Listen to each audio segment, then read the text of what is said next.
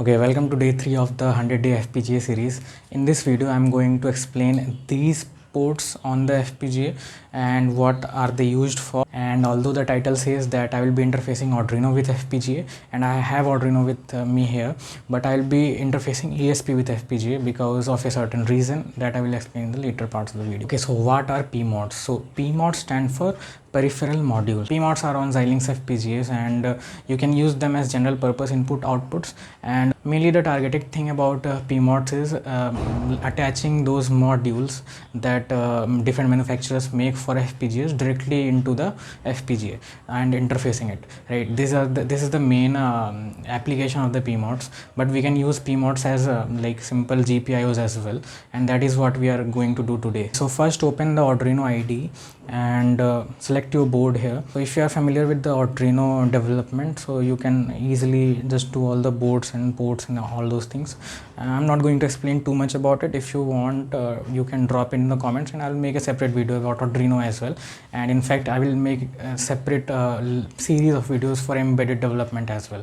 Okay, so for right now, just open the Arduino IDE and choose your board, and here we will be using our previous program that we had on our FPGA, the logic gates one, and we were inputting the values of A and B using the switches, right? Right now, what we will do is we will input the values through the PMODs, and we will provide the values inside the PMOD using our ESP32. Okay, so let's first program the ESP. First thing that you need to do is do the pin mode. So this is NodeMCU, and we have, let's use D1 and D2 here. So 1 comma output. So we have set pins 1 and 2 as output, and in the void loop, what I'm going to do is I will just repeat all the 4 possibilities, right? So I'll start with digital. Okay, let me define the pin actually, then it will be more clear.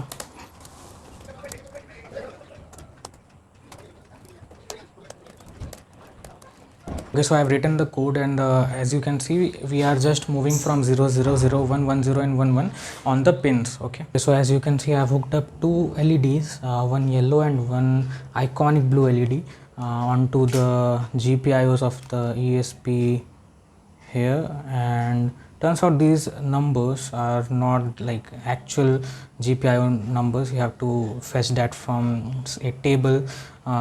You usually find it on the internet, and it's basically 0 and 2 here. So what I'll do is let's plug it in and upload the code. Okay, so I have uploaded the code here, and as you can see, these states are just going from 0 0 to 0 1 to 1 0 and to 1 1. Okay, so till now what we have done is we are generating the signals that we were giving earlier using the switches, right? Using the microcontroller here. Now we have to connect the microcontroller to the FPGA. Now the first thing that we need to do is to change the pins from the switches to the PMODs, right? Whatever the switches we had routed to the pins in the constraint files, we have to now switch it to PMOD. Okay, so here I'll show it. So go into the previous program that we have written, go into the constraints folder, and here constraints. So these two were the inputs, right? So the pin numbers over here, these 2 pin numbers, right? These 2 pin numbers over here are for the switches. Now we have to change this and add PMODs there. So how will be going to do that? We will do that using the master HDC file. Okay, how we'll get the pin numbers, physical pin numbers of the PMODs, we'll get into the master HDC file. Okay, so here I have the master HDC file. If you in your board as well, in the master HDC file, we will find a PMOD title here. So here you can see I have in my Nexys board, we have a PMOD header title, PMOD JA, and I'm going to copy 2 of the pins from the PMOD. Right, in your FPGA master HDC file as well, you will find these. Okay, so actually we can just see the pin numbers, which is C17 and D18. Okay, so if I go here I can just do C17 and B18. We need to regenerate the bit stream now since we have changed the hardware constraints. Okay, so listen carefully. Whenever you interface anything external with an FPGA, and if you connect anything or if you do anything externally from the FPGAs that is not connected on the FPGA, you need to be very cautious about it, right? If you short the VCC and GND on the board, you may blow up the board, right? You can release the magic smoke, and now since these boards are not Arduinos, these boards are very expensive, you might be in trouble, right? So don't be afraid of this, but I would say just be cautious. Like fidgeting around with the wires and shorting it will be very bad, right? So be cautious. That is all I wanted to say. Okay, so I've generated the bit stream, and the first thing whenever we are connecting two different pieces of hardware is to shorten the ground, like is to tie their grounds together, because we want the reference voltage level to be the same, right? So I'll just take the ground from my microcontroller and insert it into the PMOD ground. So where's the PMOD ground? As you can see here,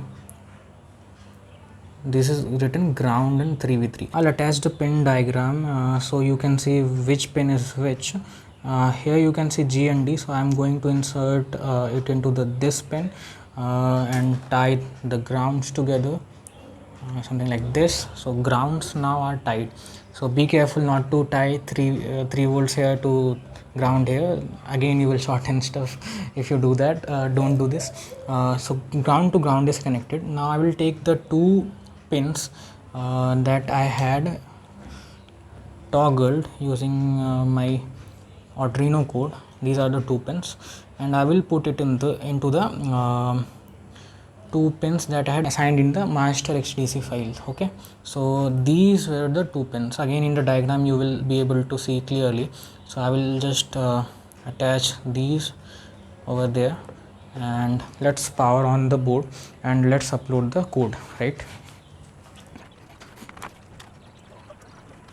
Okay, I'm uploading the code now.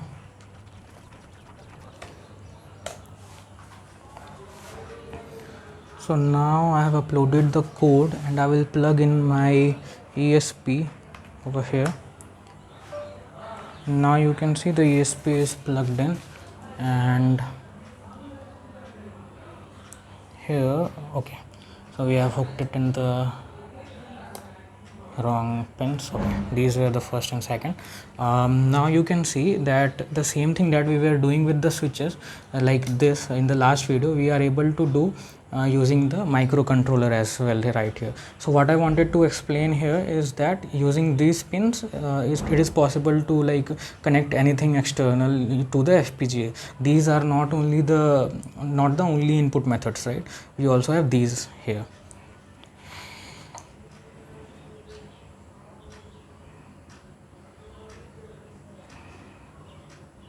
Okay, now I'll explain why I didn't use Arduino right here and used ESP. So most of you might have guessed it correctly that the voltage level of the ESP is 3.3 volts and Arduino is 5 volts, right?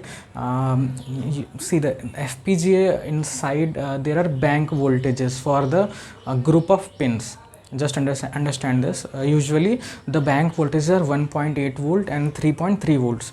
These are the two bank voltages usually available in the FPGA, and exceeding these voltages can damage the FPGA. So although I have also configured FPGAs using Arduino, but here I do not want anything bad to happen, so just use ESP. Since ESP's output voltage will not exceed 3.3 volts, it is safe. Okay, so now in day 3 you have understood interfacing the FPGA with external world using the GPIO PMOD pins, right? So the everything available in the FPGA, like the input methods and the output methods, is not the only way. There are external ways to see the output and to give the input, right? So those were the PMODs. In day 4 we will be exploring more of the combinational circuits again, and we will go back into learning combinational circuits. We will write Verilog code and again implement it on the FPGA.